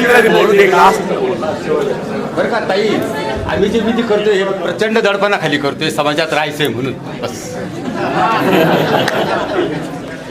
म्हणजे माझं हे बोलणं आहे की सेक्शुअली कनेक्टेड म्हणजे आधी हे असं होणं हे खूप कॉमन होतं. ते फक्त हिंदुइझम और सनातन मध्येच नाही, आपण दुसऱ्या धर्मांमध्ये बघितलं तरी ते तिथं पण तसंच आहे. खूप असे निगेटिव्ह थिंग्स आहेत, तर ते आपण कधी ओपनली बोलतच नाही. बोलतो ना आपण, आपलं घर दुरुस्त आधी करतो का शेजाऱ्याचं करतो? हे बा आता मी माझ्या घराला रंग काढायला घेतलाय, जास्त उरला तर शेजाऱ्यांचा लावी, बरोबर की नाही? हा, माझा इस्लाम किंवा ख्रिश्चनिटीला पाठिंबा आहे असं तुला मी कुठे म्हटलंय? माझा जुडाइझमला पाठिंबा आहे असं म्हटलंय? मी अँटीसेमिटिक नाहीये. मला गाझाचा विध्वंस व्हायला नकोय. मला माणसाकडे माणूस म्हणून बघायची दृष्टी आहे. मला तू कोण आहेस हे न विचारता मी तुझ्यावर प्रेम करू शकतो, म्हणजे कोणत्याही माणसावर. हा मुद्दा जो आहे तो महत्वाचा आहे माझ्या दृष्टीने. मला जगामध्ये मी सगळीकडे फिरलो, मी कधी कोणाला विचारलं नाही की तू कोणत्या जातीचा आहे का धर्माचा आहे. त्याच्यावर खाल्लं प्यालो जीवलो, म्हणजे काय वाटेल ते केलेलं आहे मी. हा प्रश्न तेव्हा पडतो जेव्हा माणूस आयडेंटिटी क्रायसिस मध्ये येतो आणि इन्फिरियरिटी कॉम्प्लेक्सने ग्रस्त असतो. ब्राह्मण हे सगळ्यात इन्फिरियरिटी कॉम्प्लेक्सने ग्रस्त असलेली जमात आहे आणि ती हजारो वर्ष अशीच काय मला कळत नाहीये. नाही नाही, तुझा view I respect your view ma'am, I respect. नमस्कार सर, मी प्रिया राठोड. ऍक्च्युली मी विद्यार्थी नाहीये. प्रत्येक व्यक्ती हा आयुष्यभर विद्यार्थी असतो, पण हा बहुतेक विद्यार्थ्यांसाठी कार्यक्रम होता आधी. डॉक्टर पाटील आले त्यांना इथे मंचावर बोलवलंय.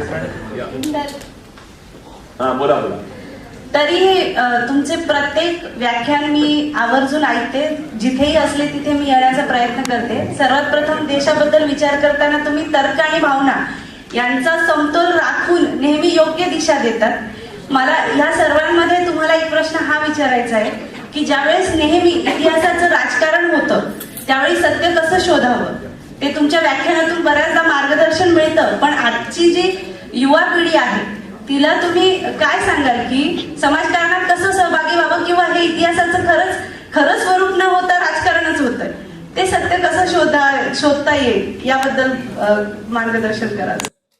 सत्य शोधण्याचा मार्ग नाहीये, सत्य हाच मार्ग आहे. त्यामुळे जोपर्यंत सत्य आहे ना तोपर्यंत तुम्ही मार्गावर आहात. असत्य कुठे मार्गावर असतं? त्यामुळे सत्य शोधण्याचा मार्ग नसतो, सत्य हा मार्ग आहे स्वतःला शोधण्याचा. कुठेतरी अपभ्रंश झाले. मी सांगतो एक सेकंड. ज्या जगामध्ये द ट्रूथ असं काहीच नाही, फक्त दृष्टिकोन आहेत. त्यामुळे आता माझ्या भाचीने मला विचारलेले प्रश्न जे आहेत तो पण एक दृष्टिकोन आहे आणि मी उत्तर दिली तो पण एक दृष्टिकोन आहे. माझा असा कुठेही आग्रह नाही की मलाच खरं मानून माझ्या मागून या. मी बुवा नाहीये, ना मी कथाकार आहे, ना कीर्तनकार आहे, ना मला अनुयायी हवेत, ना मला कोणाला फॉलो करायचंय. तुला सत्य जर सापडलं असं तुला वाटतं तर त्या मार्गाने जात राहा, तुला पर्पज ऑफ लाईफ सापडेल. सत्य असत नाही काही. मला परवा एक बाई बोलल्या, तुम्ही फार बोलता म्हणजे भाषण करता, बोलण्याने कॅन्सर होतो. मी म्हटलं नाही खरं होतो, पण मी म्हटलं त्यांना की खरं हे नाहीये, खरं हे आहे जन्माने मृत्यू होतो, जन्म झाल्याने मृत्यू होतो, हा खरा भाग आहे त्याचा. चलो बाय, आता जातो. तुम्ही मला ब्लॅकमेल करताय, इमोशनल ब्लॅकमेल. खूप दुरून आलं हे म्हणजे मी तुमचा फॉलोअर आहे. हो सर, हे मला अजून तुम्ही हे करताय म्हणजे. माझं नाव मधुकर कांबळे, मी अगदी दुर्बल भागातून आलेलो आहे. मी तुमचं फॉलोअर आहे. खऱ्या अर्थानं इथं 80% इथं विद्यार्थी आज या ठिकाणी आहेत.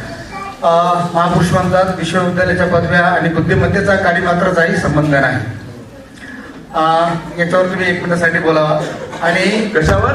ह्या बुद्धिमत्तेचा आणि विश्वविद्यालयाच्या पदवी आणि बुद्धिमत्तेचा काही मात्राचाही संबंध नाही. आणि मी अभिव्यक्ती चॅनलवरती 15 दिवसापूर्वी तुमचा एक व्हिडिओ बघितला होता. तुम्ही त्या चॅनलमध्ये बोलताना जरा थोडंसं असहाय्य मला वाचले होते का बाबा मी आतापर्यंत माझं आयुष्य मी इथल्या व्यवस्थेवरती बोलत गेलो, खूप बोललोय, परंतु इथं जे काही त्याच्यातून बाहेर यायला लागत होतं ते काही मला आतापर्यंत दिसत नाहीये. मी तुम्हाला काही बोललो नाही, मी सांगतो ना मी काय बोललो. मी मला कळलं, म्हणजे माझंच मला सांगू नका, मी सांगतो. तर माझी एक विनंती आहे आपल्याला तुझं बरोबर आहे, तू वेद आणि पुराणांनी सांगितलं ते तर आता माझं.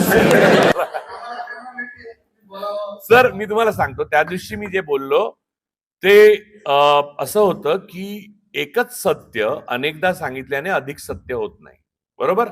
मला वाटलेलं सत्य मी इतक्या वेळा मांडलेलं आहे या सरकारबद्दल, या व्यवस्थेबद्दल. त्याच्यासाठी केसेस घेतल्यात, अनेक नोटिसा आलेल्या आहेत. आता अडाणींबरोबरची केस गांधीनगरला चालू आहे. तर ह्या सगळ्या गोष्टी ज्या मी केलेल्या आहेत त्या व्यक्तिगत फायद्यासाठी तर नक्कीच नाही, म्हणजे तुम्हाला तर सरळ दिसतंय. तर मुद्दा असा आहे, हे वारंवार करत राहिल्याने तुम्ही शहाणे होणार नाही. यासाठी मला वेगळा काहीतरी मार्ग शोधावा लागेल, तो मी शोधतो आहे. तेवढ्या वेळा मी थांबतो असं सांगून त्यानंतर माझा कोणताही व्हिडिओ आलेला तुम्हाला दिसला नसेल. त्यानंतर मी व्हिडिओ करणं बंद केलंय. हे काही कायमस्वरूपी नाहीये. मी मौनात पण गांधीजी जायचे ना. मला गांधीजींच्या आयुष्याबद्दल अनावर आकर्षण आहे. त्यांनी शोधलेले प्रयोग अद्भुत होते. तर हे मौन नाहीये. मी बोललो आता, आज तर बोललो, घसा दुखेपर्यंत बोलतोय. पण एक आत्मचिंतनाची गोष्ट आहे की या माध्यमातून एवढाच प्रभाव साधता येतो. याच्या पलीकडे आपण शोधलं पाहिजे ज्याने पुढे जाता येईल. नाहीतर माझ्यात आणि एका खासदारामध्ये काय फरक राहिला है ना. मला वेगळ्या प्रकारे आता प्रयोग केला पाहिजे, हे मी त्या दिवशी सांगण्याचा प्रयत्न केला. बऱ्याच लोकांना ते भाऊक वाटलं. एकदा एका अकोल्याच्या दाम्पत्याने सर मला रात्री फोन केला, तुम्ही जर बोलणार नसाल आता तर आम्ही जाळून घेऊन आत्महत्या करणार म्हणले. अरे म्हटलं यापेक्षा लढा ना तुम्ही, म्हटलं त्याच्यात मरण येईल तुम्हाला कदाचित. तर माणसं इतकी भाऊक होतात आणि मी ते बोललो. आता मला काय, मला हे बघा कसं आहे की चांगला मी वक्ता आहे किंवा नाही मला माहित नाही, पण मला वेगवेगळ्या प्रकारे शैलीने बोलता येतं किंवा हे करतं. काय त्याची कारणं आहेत अनेक. वाचन हे कारण आहे. माणसांना भेटलो, इतक्या माणसामध्ये राहिलोय, मी जग फिरलोय. मी दिवसभर वाचत असतो जेव्हा काही करत नाही तेव्हा, त्यामुळे ते एक फायदा होतो त्याचा वेगळ्या वेगळ्या प्रकारे. आता मुद्दा असा आहे की सर त्या एपिसोडला रवी पोखरकरला काही सुचत नव्हतं, तो स्तब्ध झाला. तो विचारायला वेगळंच आलेला, मी वेगळंच सुरू केल्यामुळे त्याला एकदम ब्लॉक आला त्याला आणि तो एकदम भाऊक झाला.